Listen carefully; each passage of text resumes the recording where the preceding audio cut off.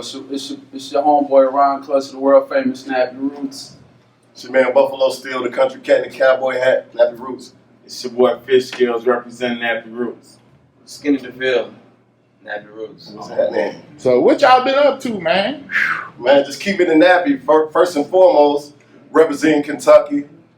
We got a couple members that moved down to Georgia, so they holding it down, down further south as well. And then myself and Clutch, we up in Kentucky, we holding it down up this way. So got a lot of things going on. We got touring, of course. We got a new beer that we've been working on, a craft beer. We got a craft beer company called Atlantucky. And we're starting to dabble in the hemp industry right now too. So I know y'all back in Lexington performing for Juneteenth. What does that mean to y'all? It's an honor and a privilege to be part of this. And it's so deep because a lot of folks don't really know about the history of Juneteenth. That was when the African slaves, our ancestors, was officially emancipated. Aware that we were emancipated. Aware that we was emancipated in Texas. No, we're here for the Juneteenth celebration in Lexington, Kentucky. Lexington has always showed us love. We performed at the Heritage Festival here, I think once, maybe twice, but we come to Lexington quite a bit. We shop here at Oneness. We hang out downtown. We're everything but UK fans. and we love Lexington. My sister and my cousin went to UK. So it's like, it's Kentucky, it's all love regardless of where we started and where we're from as in Louisville. But we always come to Lexington to show love. And we're here just to provide our good music and to spread the word of having fun and fellowshipping amongst friends and family. Anytime we get a chance to come here, we're going to do it. Now, I know we deal with a lot of young kids that are, trying to break into the rap game, doing stuff. Is there any advice or anything that you might want to, convey to the young guys that's trying to make it? Yes, there's 99 ways to skin a cat. There's 20 other different ways to peel a baked potato. But if you don't have God in your life, or some kind of focus, or some kind of faith and hope and love that consumes you, you won't make it. You gotta love what you do, or it'll be about the money that you think you're gonna get. And you might get a little bit of money and a whole lot of love, and it feels priceless. And you might get a whole lot of money and look for the love, and you'll feel empty. The music business is a scary, crazy thing, but it's more music than it is business, even though it's more business than it is music. You gotta find a balance. Surround yourself with good people. Surround yourself with a team of people who's gonna be honest and make you better and tell you the God's honest truth. You gotta be able to take constructive criticism. But more than all, you gotta wake up every day being thankful that you have another shot at this to do it again. And without that, and it's gonna be harder. And also, just to relate it back to, what you guys do with the sports, man, with high school sports, is the same kind of concept. The champions are the ones who rise to the top. They're the ones who win the games. They're the ones who end up in the championship every year. Why? Because they're passionate about it. They play with their hair on fire.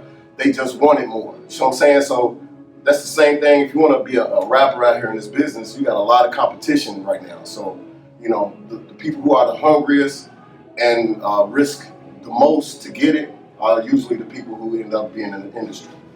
I'll say one thing too. I would say learn something else as well. Have a plan B. Even though you might have never recognized that plan B, it's there. Short story, my son, my firstborn, wants to rap, tried to rap.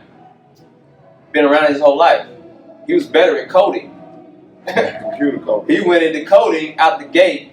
He just graduated high school last year and he went into coding. And he's going to make more money than I made coming out trying to be a rapper. So if he wants to be a rapper, at least he has that to fall, his coding, to at least give him a start in life to have something to put into it and fall back on. But learn a craft, learn a trade. Learn other than just wanting to be a rapper. Because being a rapper, you don't want to be my age, a rapper, and you having to do it all your life to pay your bills and take care of your kids.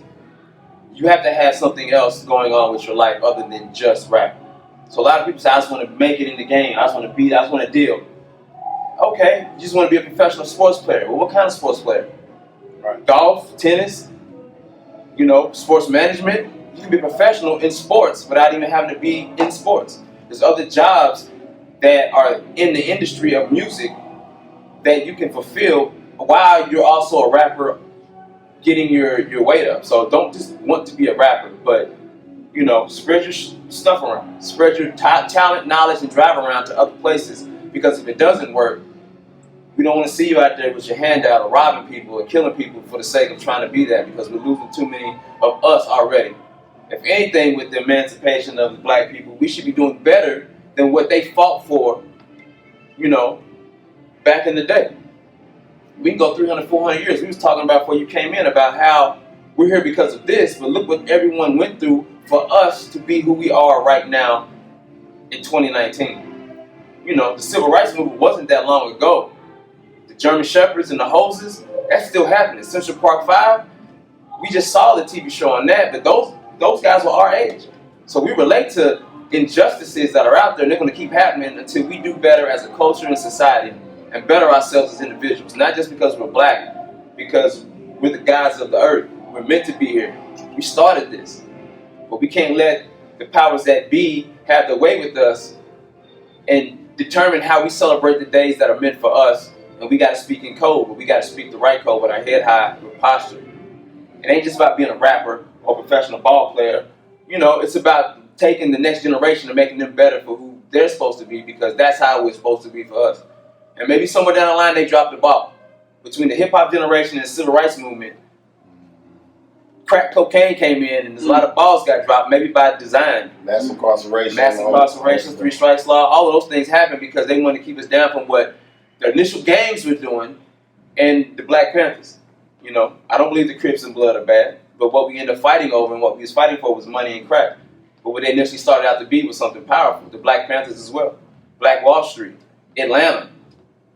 You know what I'm saying? There's a lot of chocolate cities out there, but we got to do better as a culture in order for us to take advantage of what's happening right now, today, and we're 2 or 3 days later from Juneteenth, but we're celebrating that on the weekend, but we'll celebrate it all month. It's Pride Month. It's, you know, we're Free Month. Like, it's Get Money Month. It's Do Better Month.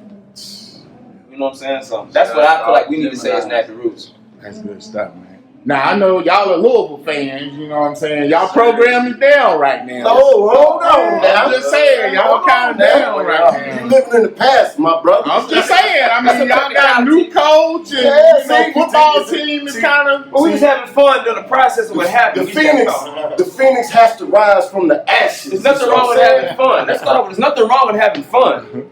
We had to even our seniors cast the first stone. Right. Currently, our baseball team is hold on, well, good. Yeah, and we in the World Series right now? World Series right now. College World Series. Oh, we right. playing? Right. Ye look at our seniors cast the first stone. Vanderbilt. Two of them. Okay. So, you know, we had a minor setback Okay. for a major comeback. You dig what I'm talking about, man? Shout out to all my Cardinal fans that's living out here in Blue City, man. Real talk. The battle Y'all done kind of fell out, though. Nah, man. No, 1 year, dog. Look that's what happens when you. Like I said, Man, look, all I'm saying is you take LeBron Jackson out of the equation. Nah, but they say the same thing about LeBron James.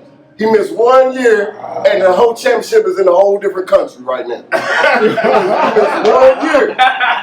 See? Hey, man, you got, you know what I'm saying? He'll be back. Brownie will be back. You know what I'm saying? Louisville will be back. Hey, so check our website, nappyroots.com. We got some Canada dates, so we're gonna be in Canada. We will be. Repping Toronto. You got your passport? Edmonton. I got my passport. You got your passport? I will get one. Hey, we got to hurry. You ain't got it. You better hurry up. You're gonna be at the border. You're gonna be in Michigan. Post it up about it. I might You're gonna be in Montana. How long y'all gonna So be? he coming in, bro. He gonna be Montana. Are y'all touring? Like y'all gonna be gone, or y'all kind of go and come We back? do. Or y'all gonna be gone for like months? Our goal since we went independent was to do at least 100 shows a year, at least. And for the most part, since we went independent in 2008 officially, we've been either more than that or slightly under that, just depending on the year it was. But we shoot for that, so we're always on tour. We're Now, always this is something I open want to. to ask y'all. When y'all did the organized Noise. noise, how was that, man? Man, you know what I'm saying? that was a dope I process. mean, them dudes is kind of like legendary. That's a slept on album for us. Yeah, I loved it, man. Other than But that, a lot of people other didn't than, really. Other than Wood and Levitt, that might be our most slept on album because the time we released it was 2011. Yeah. It's just things weren't right in the Yeah. world. Like Yeah. it was a crazy time. And we were blessed to have the opportunity because, you know, Yeah. when Outkast and Goody Mob and all of that came out in the, you know, late 90s, early 2000s, we felt that we were like the country cousins of that without even meeting them. Right. Yeah. And then we was working with a good friend of ours, Orlando McGee, and at the time he was managing us, and he's like, what did you guys think about doing a Nappy Organized Noise album? And it was just like, what? Yeah, are you crazy? And before that, we had never met. We met Ray Murray in the studio in Atlanta, just working on another record one time. But it was nothing to this level. It was a proper introduction. They looked at who we were, and they knew who we were. They knew who we were. We was always being compared to Outkast and Goody Mob and you know, some other artists, but they knew who we were. And it's almost like going to a family reunion, and you meet your distant cousins, and y'all going off and hanging out, and you know, your aunties know each other. But it was a sort of common boundary and bound that we had by being in the music industry and what we were talking about, and it was just a no-brainer. They accepted us with open arms. The whole Dungeon family came over, checked us out. I was gonna say, did y'all, you know, get in with our? Yeah, I think it was a newfound respect for both of us, you know, on both of our parts. You know, we only see we only know what we see on TV and on you know, social media, but then to kind of, you know, sit and fellowship with the fellas, man, and you know, learn about their families, meet their kids, and you know, cook and eat. You know what I'm saying? We did all of that. You know what I'm saying? Besides making music, and it was an experience that I'll never forget, man. I mean, you know, we would come in the studio and it'd be just a beat. It'd be just a drum pattern, you know, or just a tempo. And they'd be like, make us do a song. You know what I'm saying? So we'd come up with verses. So that's how they song. do it. Kind of like then they would build on top of it. We would come back the next day and it'd be, you know, a trumpet player that jumped on it. You got a bass guitar, you know what I'm saying? And somebody else is in there with the tambourine or whatever it is. And they putting together sounds, man. Like, so they really use live instrumentation. These brothers is incredible. Organized Noise. You know, they some of the best producers I've ever had a chance and been lucky enough and fortunate enough to be around. Sure. Yeah, and it's probably just like you think it is. Like, and you go in the studio, shit everywhere. Joe might come through. Big 3000, Andre came through before. Big Gil, Timo, pretty much everybody but CeeLo. Big Rube came through, and it's just like a family situation, man, where everybody just family. People just come around just to catch the vibe. And shit, we soaked it in. Like, we were soaking in the Organized Noise vibe, the whole Dungeon family vibe. And I think it came out in the album with a Nappy twist to it. And I like it. That might be our most mature album to date. Yeah. You know, we always try to push it forward. We always try to push our agenda forward within our music. And we might lose half of the people that love us for doing the simple, basic hits. You know what I'm saying? But we always try to push the agenda. And that might be our most slept on album because the knowledge that we were spitting on, how we had to come. We always had to come on point. And they let everyone, like, when we made Watermelon Chicken and Grits, do what you want to do, though. When we made Watermelon Chicken and Grits, we were fighting for spots. With Organized Noise, it's like, nah, he got a spot, just let us fit right here. And then everyone has spots, so everyone's on almost every song. So you see how everyone can participate. And that's the vibe they brought for us, was that, and just working with one producer, and just staying with them, and that being all over the place. Is what we learned. Like, we all are dope. We just gotta harness the power and focus it in the right direction. Right. And the pressure was on, man. They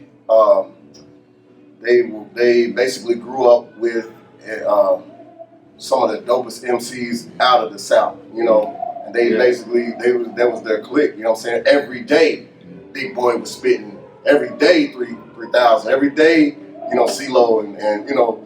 It was like, you know, it's like, man, so we got to follow that. You know what I'm saying? We got to go in the studio and we can't be, you know, half-step. It wasn't intimidating. It was just like, you got to rise to this occasion. You know what I'm saying? But you know what, though? We did that in college, too, though. Like, we saw what they were doing and emulated that. Right. And we had our own little dungeon family in college while we was at Western Kentucky. We had our own studio, and all the college students that could rap came through, whether you was in the basketball or football or just a scholar. You came through our studio.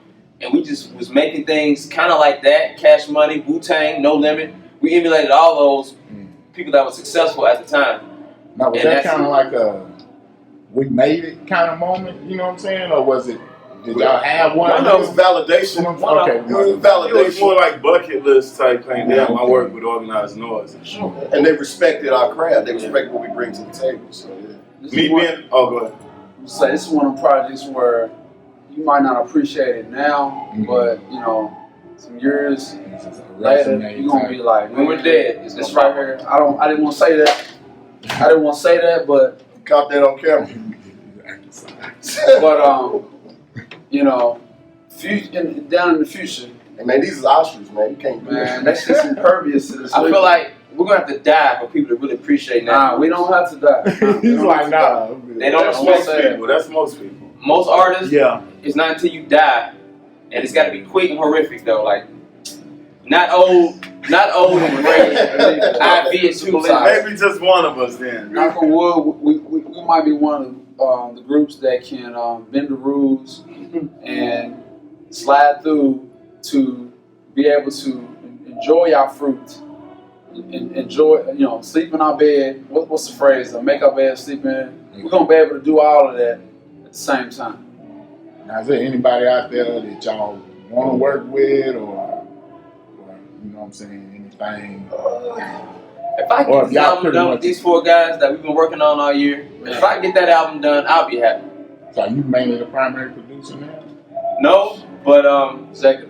I'm one of the executive producers from the jump that I just always, my project and my thing is to put Nappy albums together. Like, how can I make the best Nappy album and how can I make it different than the last? Is one of my things I wake up doing every day.